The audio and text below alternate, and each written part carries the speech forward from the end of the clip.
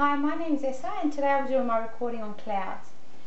Clouds are water. As you probably know, we can find water in three forms: liquid, solid and gas. Water as a gas is called water vapor. Now clouds form when water vapor turns back into a liquid water droplet. That is called condensation. It happens in one of the two ways: when the air cools enough or when enough water vapor is added to the air. You've seen this first process happen on a summer day as the drops of water gather on the outside of a glass of iced tea.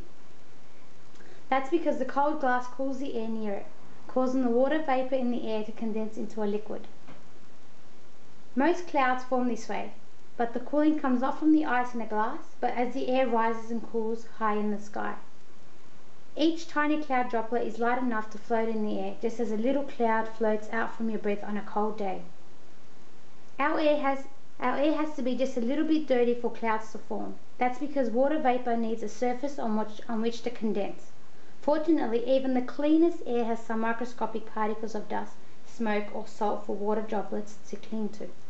So the air is rarely too clean for clouds to form. There are three main types of clouds, and these are the cirrus cloud. The name originates from the Latin word meaning curl of hair, as you can see in the picture.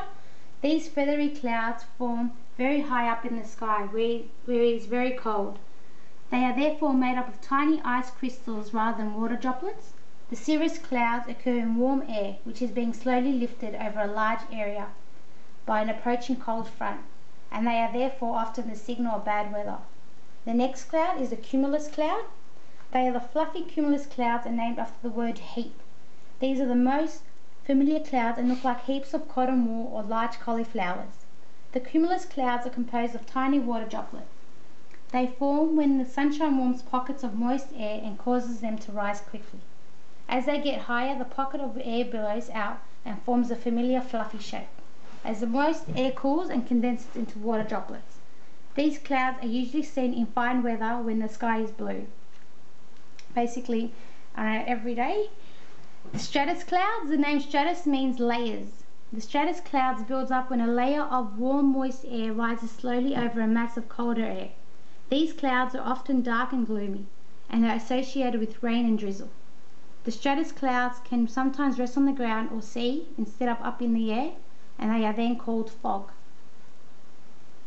The lesson based on the experiment of how to make clouds. The aim of it is for students to understand the formation of clouds by undertaking an experiment.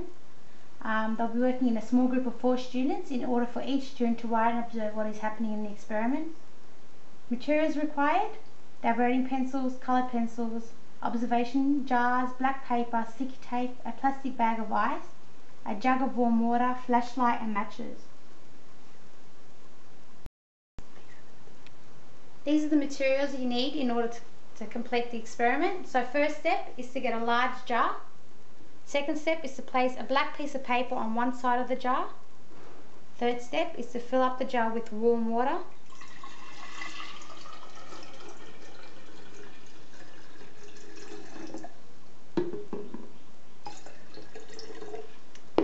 Fourth step is to light up the matchstick. Hold it on top of the jar for a few seconds and then let go of it, and then quickly cover it up with some bag of ice and flash a torch on it. Can you see the clouds forming? So children are to observe them, write down the results and draw a picture of the experiment.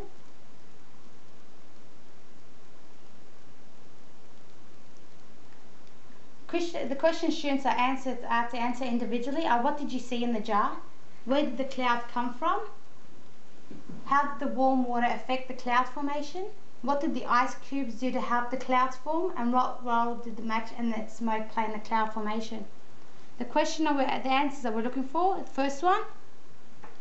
So what did you see in the jar? A cloud. Where did the cloud come from? The water in the bottom of the jar.